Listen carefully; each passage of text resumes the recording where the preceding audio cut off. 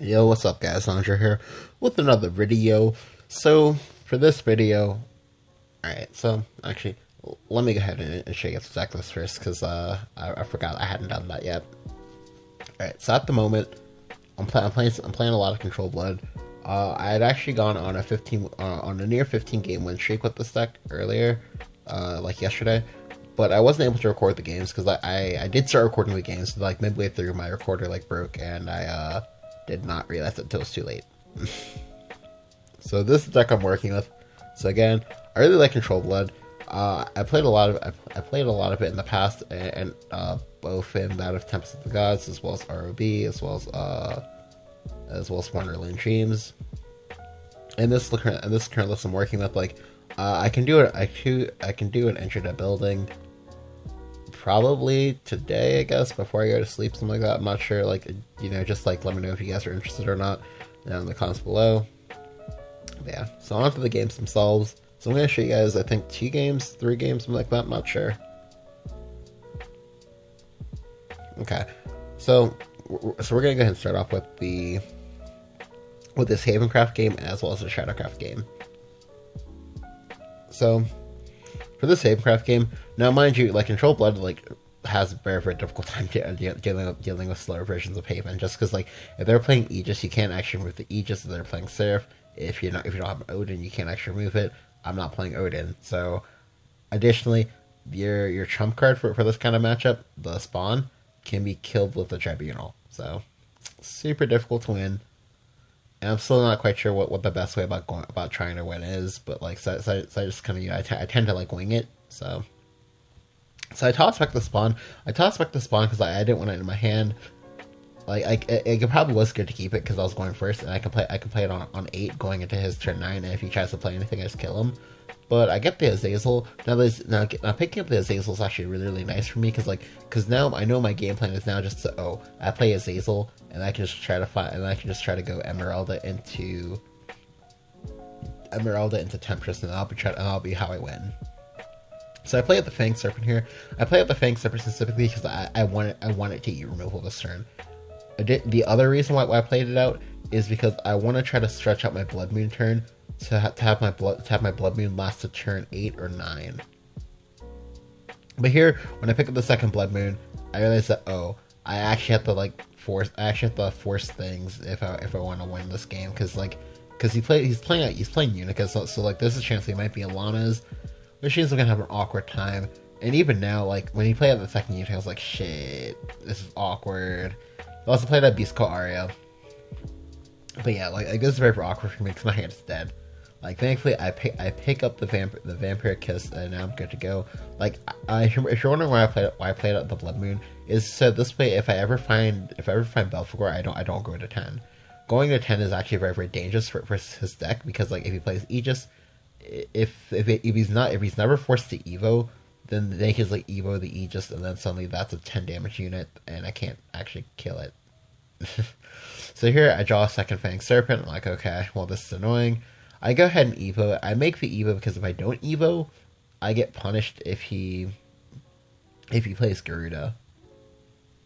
Well, not really if he plays Garuda, but like if he plays the Marcher's Tea Time, I get punished. Alright, so here I just play a second Blood Moon. I play a Blood Moon in order to extend the duration that I stay in Vengeance. I need to stay in Vengeance for as long as possible because I have the Emeralda. I didn't play the Emeralda for Storm because I don't need to. So here, when he chooses to hold off on the Evo, I know that I've got him, because now I can just go ahead and play out Azazel. Now playing out the Azazel like this would have been very, very scary if he had Evo'd, because if he had Evo'd, I actually needed to get the counter Evo or die. But here, I'm in a decent spot. However, if he plays Seraph, it's actually difficult, because now I can just like trade in his board. Because if he's correctly playing around Emeralda, then if he knows that he can just like trade. If he makes the trades, I actually end up in an awkward spot. Because if you were to play out Seraph here, I would have no choice but to either blow up the Seraph or to blow up the Tribunal. So that was a very, very scary part. But here, when he makes this play, it's not a great play. It's a losing play.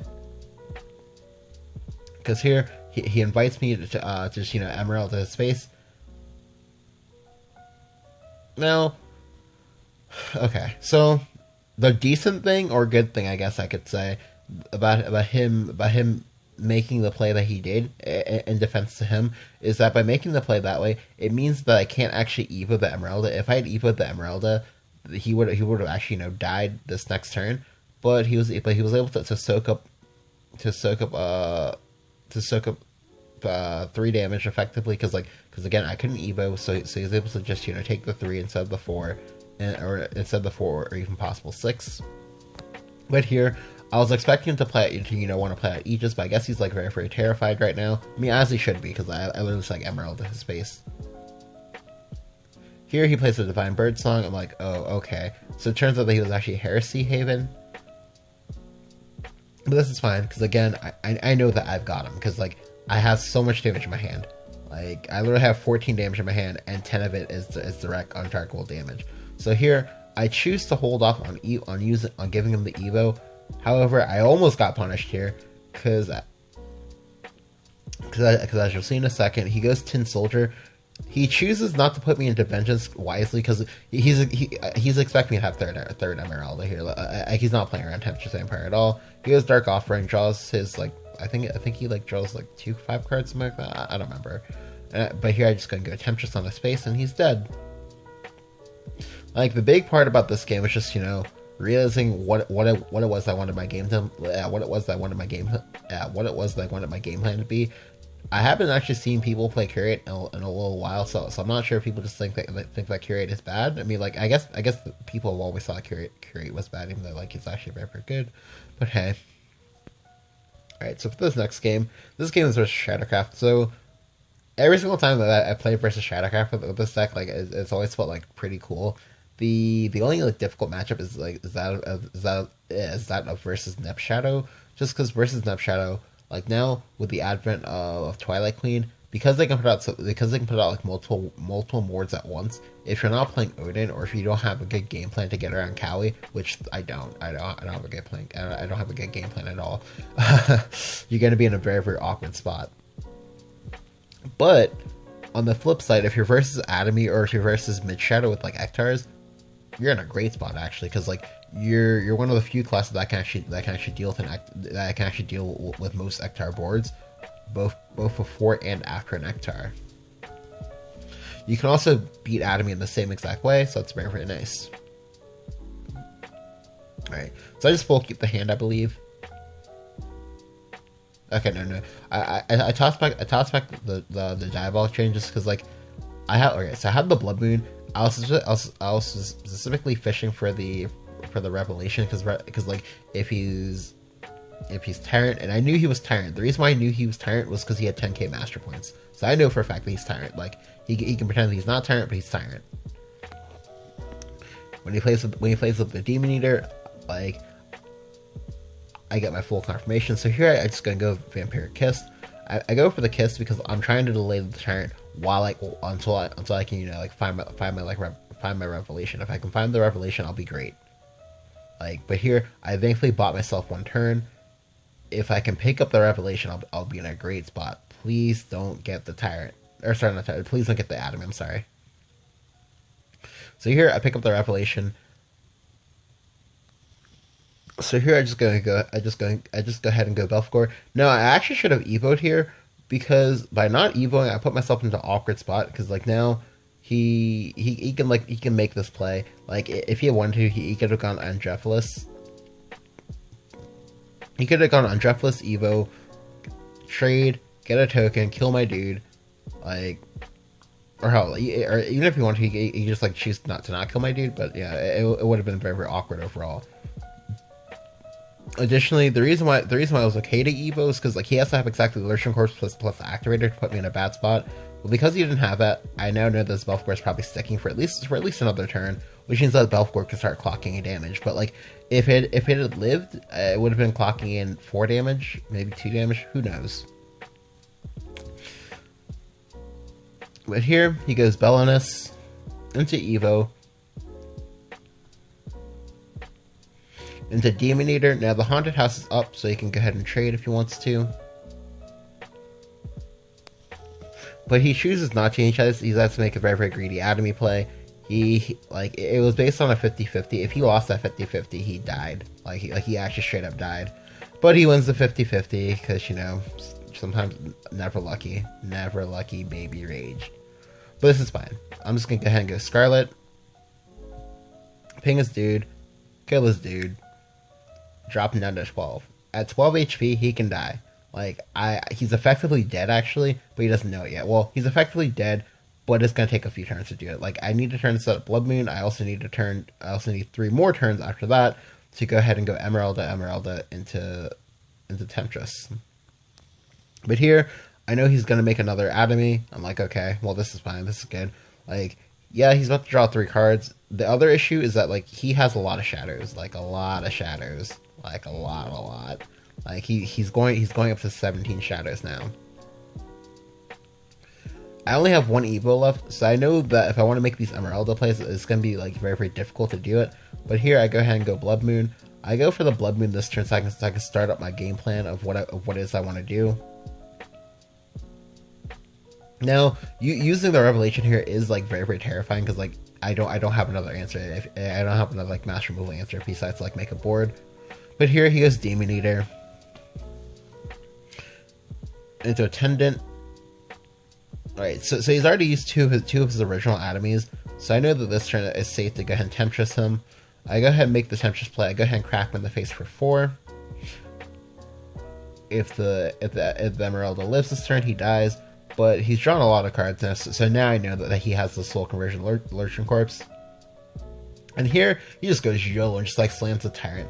So he slammed the Tyrant because he knew full well that was going to be very, very difficult for me to clear all 3 of these at the same time. If I leave even one of these alive, there's a very, very strong chance I can die next turn. Because next turn he can just go Tyrant for 3, hit me in the face another dude, maybe say play Haunted House, and then blow up his dude, get a token, kill me. So this turn is very, very important that I try to like ward and heal if possible. And thankfully I have a way to do that. Because like being at 5 HP is not scary at all. Because like being at 5 HP does not mean dead. So again, here, I just go ahead and I just go Scarlet Sabrer. I go Scarlet Sabrer, kill his Demon Eater. I evolve it. I trade into his Tyrant, kill his Tyrant.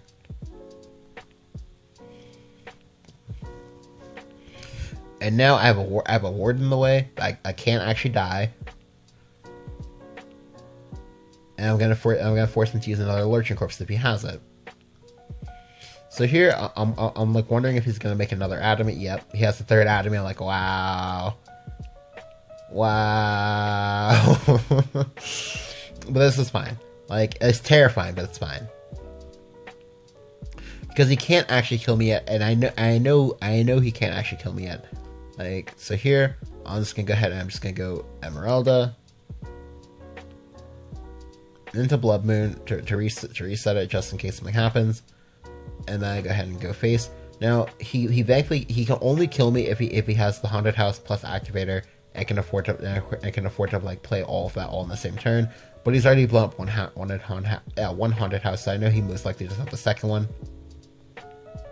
I mean, well, sorry, there was a chance they could have the second one, but it was very, very likely that he did not. So here I just gonna kill him with the Blood Hungry. To be honest, I thought it was gonna be the fastest animation, but no. Apparently, they did not actually fix Blood Hungry's pings. Yeah, because like they recently like a recent patch they updated most of the pings for things like say Will of the Force and whatnot and sped those up, but not every single ping got sped up, and that made me sad. So the important thing about that game is just realizing that, okay, well, from the way he's playing, I know 100%. I'm 100% sure they have second Tyrant in hand, but because he used all of his shadows in that first swing, I know that I don't have to be worried. I don't have to be I don't have to be like as worried about it as long as I can keep myself out of range of going down to whatever he has on board plus 3. Like, because he's already used the one Haunted House, I don't have to worry about the second one. I mean, like, yeah, if he has it, then that's gonna suck. But he's drawn a lot of cards, and I know that most of the cards are all creatures, just because the Tyrant decks play a lot of creatures, like a lot. Yeah. Alright, so I'm gonna go ahead and save these next 3 games for part 2 of this video. If you enjoyed the video, go and leave a like, go and hit subscribe, and let me know what you think about Control Blood in the metagame down in the comments below. Thank you guys for watching. I'll catch you guys next time.